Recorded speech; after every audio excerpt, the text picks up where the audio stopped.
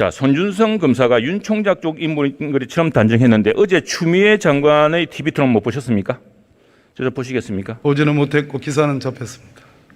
추미애 장관은 손준성 인사 때 청와대와 여당에서 유임을 압박했다고 했죠. 네, 그렇게 보도가 된 걸 봤습니다. 그런데 손준성 검사는 윤석열 사람입니까? 적어도 대검의 수사정보정책관으로 발령이 난 당시에 그 경위에 대해서는 제가 소상히 알지 못합니다. 그러나 그 뒤에 대검 부장들 인사와 함께 그 뒤에 한 4가지 정도의 근거를 놓고 볼 때 손준성 검사는 윤석열 전 검찰총장에 가장 가까웠던 측근 중에 측근입니다. 지금 예단을 거듭하고 있습니다. 손준성 검사 압수수색에서는 어떤 내용이 나왔습니까? 말씀드릴 수 없습니다. 자, 제보자가 텔레그램 방을 폭파했다고 했습니다. 폭파 이유는 무엇 때문이라고 생각하십니까? 역시 말씀드리기 어렵습니다. 이상하지 않습니까? 제보 하루 전날 대화방을 삭제하고 핸드폰을 전달했습니다. 당시 김웅 의원과 나눈 대화방도 남아있다고 했지만 실제로는 삭제하고 검찰에 제출했습니다. 정상입니까? 공익신고자는 2대의 휴대폰을 얘기하고 있습니다. 그리고 그 폭파했다라고 하는 그 방과 관련된 증거 자료를 저장을 했다라고 그렇게 얘기하고 있습니다. 지금 장관은 너무 제보자의 말에 따라서 오락가락합니다. 그리고 이 자칫 제보자의 말에 따라 수사가 좌지우지되는 꼴이. 저는 이 사건을 접하고 지금까지 단 한 차례도 오락가락한 적이 없습니다. 윤지호 사기꾼과 너무 닮았습니다. 제가요? 이 사건의 꼬라지가요. 행국이 보면은. 그러다가 윤지호처럼 캐나다나 미국으로 출국하면 어떻게 하실 생각입니까? 다시 안 들렸습니다. 다시 말씀해 주십시오. 자, 제가 말씀드리고 싶은 건 이겁니다. 이제 공수처가 법원으로 발부받은 압수수색 영장에 의하면 고발장 작성자는 손준성 검사가 아닌 대검찰청 소속 성명불상의 검사라고 기재되었다고 합니다.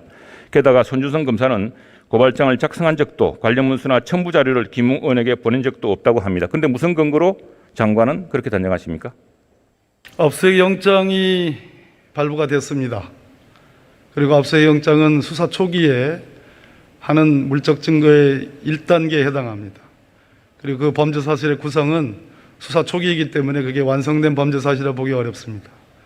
그러나 여러 가지 뉴스버스의 보도 내용 그리고 조성은 씨의 여러 가지 인터뷰 내용 그와 동일한 진술했다고 하는 그런 부분들 디지털 증거들 이런 걸로 보았을 때 제가 그렇게 판단하고 있는 것입니다. 자, 조성은 씨는 검찰의 내부 고발자가 있다. 제3의 성명불상 인사가 있다라고 언론 인터뷰에서 이야기했습니다.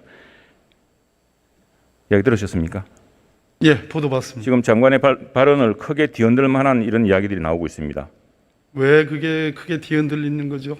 무슨 근거로 손준성으로 단정하고 지금 이 사건을 합니까? 지금 자 보세요. 성명불상 압수수색 영장에도 성명불상의 검사라고 되어 있습니다. 최영두 의원님 이 사건에서 공익신고자의 진술은 우리 형사소송법상의 거의 직접 증거에 해당합니다. 그리고 그것을 강력하게 뒷받침하는 디지털 증거가 있습니다. 아마 최영두 의원님께서 법조 출입을 많이 하셨기 때문에 제 말씀을 충분히 이해하실 거라고 생각합니다. 이 점을 가볍게 보는 것도 편향입니다. 장관께서 너무 확신하는 것도 편향입니다. 자, 보십시다.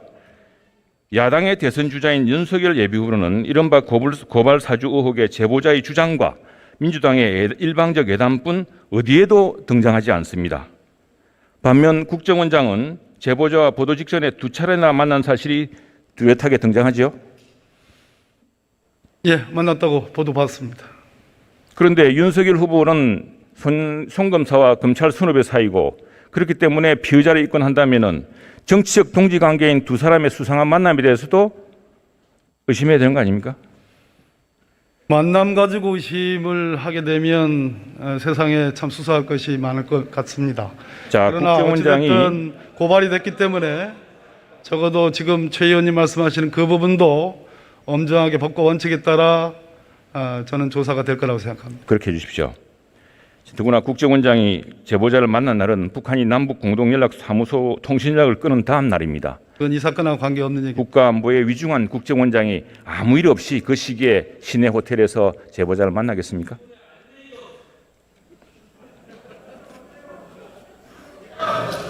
자, 들어보십시오. 자, 그러면 다시 다른 걸 하겠습니다. 자, 성남 대장동 사건이랑 들어보셨죠? 예. 엄청난 사건입니다. 민주당의 이재명 경기지사와 관련해서 또 고발이 이루어지면은 바로 피의자로 입건하실 의향이 있습니까?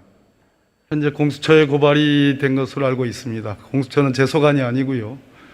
검찰에 뭐 그런 일이 있으면 충분히 이 사안도 공정하게 균형에 맞춰서 법과 원칙에 따라 저는 수사가 이루어질 거라고 생각합니다. 자, 민간업체인 화천대유와 개인 투자자 7명이 자본금 3억 5천 원으로 3년간 4,040억 원을 배당받았습니다. 수익률이 무려 천수백 배입니다. 그런데 이재명 지사 측은 이걸 투자 리스크에 대한 보답이라고 합니다. 그런데 개발 사업의 투자 리스크는 시장에 인허가입니다. 그러니까 리스크를 제거해 주는 사람은 시장이지요. 굉장히 피의자의 가능성이 높습니다. 동의하십니까? 구체적인 사정에 대해서는 제가 뭐라고 말씀드리기는 좀 이른 것 같습니다. 공정하게 똑같이 피의자로 조사해 주십시오.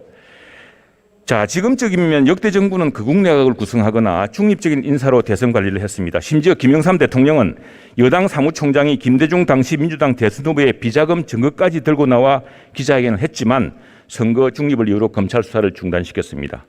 그런데 법무부 장관께서는 선입견, 예단, 제보자의 말, 인터넷 언론의 보도를 근거로 이 사건의 프레임을 예단하고 계십니다. 이것이야말로 다분히 선거 정치 공각에 가담하는 행위가 될 수 있습니다. 동의하십니까? 선거를 앞두고 있다고 해서 이 사건이 가리키는 현재까지의 객관적인 증거들을 무시하고 그것을 눈감아 버리는 것도 저는 편향이라고 생각합니다. 저나 선거 주무부처인 행안부 장관도 저는 이 대선을 앞두고 정치적 중립성을 잃고 있다고 저 스스로 또 행안부 장관께도 제가 여쭤봤습니다. 그렇지 않다고 앞뒤가 맞지 않은 발언과 제보자에 의존하는 일방적. 옛날에 김대엽도 제보자였습니다. 김대엽도요 엄청난 의인 대접을 받았습니다. 사건이 다릅니다. 김대엽이 처음에 제시했던 그 녹음 파일과 그것은 전문 진술을 담았던 녹음 파일들입니다. 그러나 지금 아까 제가 말씀드렸듯이 이 사건은 그 시대의 변화를 반영하는 디지털 증거가 있습니다. 상당한 수사 결과를 보고받으셨습니까? 조작하기가 어려운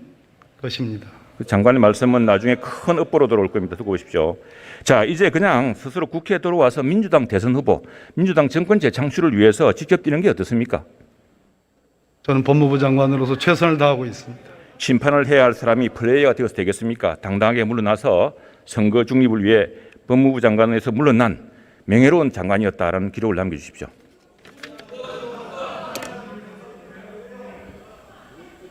제 의원님 말씀